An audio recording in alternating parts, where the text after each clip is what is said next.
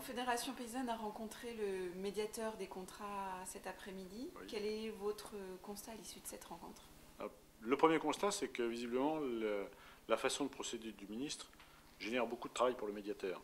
Le médiateur est en train de prendre conscience que la rapidité avec laquelle le ministre a légiféré d'un côté, pris les mesures réglementaires de l'autre, fait qu'aujourd'hui, sur le terrain, les premiers contrats qui sont arrivés sont inacceptables pour les producteurs et le médiateur est en train de faire la compilation de l'ensemble des observations, des remarques, des critiques justifiées par l'ensemble des producteurs par rapport aux contrats qui sont proposés aujourd'hui. L'un des objectifs du médiateur est justement de rétablir le rapport de force.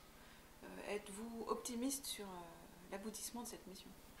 Il n'y a pas de raison d'être optimiste. C'est exactement l'exposé des motifs qui était contenu dans la loi de modernisation de l'agriculture par Bruno Le Maire il y a déjà 2 ans. L'objectif, et là je cite les propos, était d'inverser ou de modifier les rapports de force, qui étaient des rapports de force inégalitaires, entre une multitude de producteurs d'un côté et puis un acheteur de l'autre qui était en situation de monopole.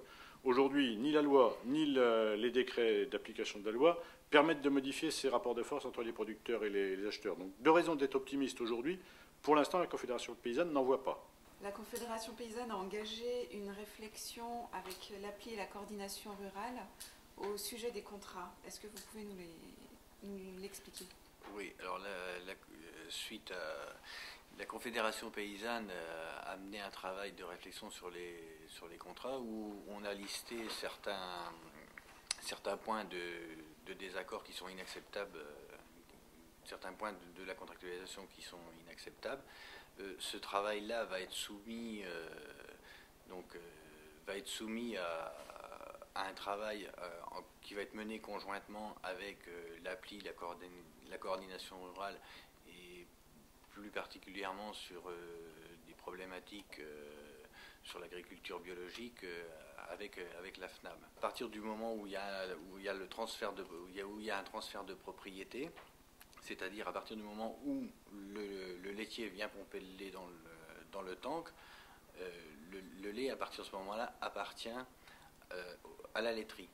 Par contre, on s'aperçoit que dans les contrats, il y a des obligations de moyens, surtout de moyens, sur la production. Donc à partir de ce moment-là, on peut considérer que ce n'est plus un contrat de production, mais un contrat d'intégration. Donc c'est tout ça qu'on expliquera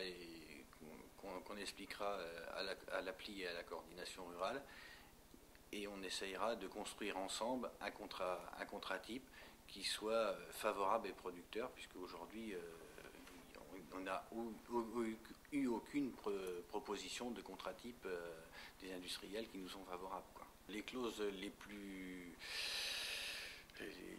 restrictives, je dirais, c'est sur la mensualisation, où les industriels, dans certains contrats, obligent les producteurs à livrer un volume bien précis de lait tous les mois, quoi. Et s'ils ne le font pas, ils risquent d'avoir des pénalités. S'ils dépassent ce volume de lait-là, ils pourraient être payés en quota B à une valorisation beurre-poudre industrielle, et du coup avoir des moins-values, quoi. Sur les modalités de fixation de prix, si on regarde le code rural, ce qui définit le prix ou la facture établie au producteur, c'est en premier lieu forcément le volume, après c'est la qualité bactériologique, et c'est aussi la composition du lait. Dans le code rural, il n'est pas inscrit que le prix du lait doit tenir compte de la transformation des industriels.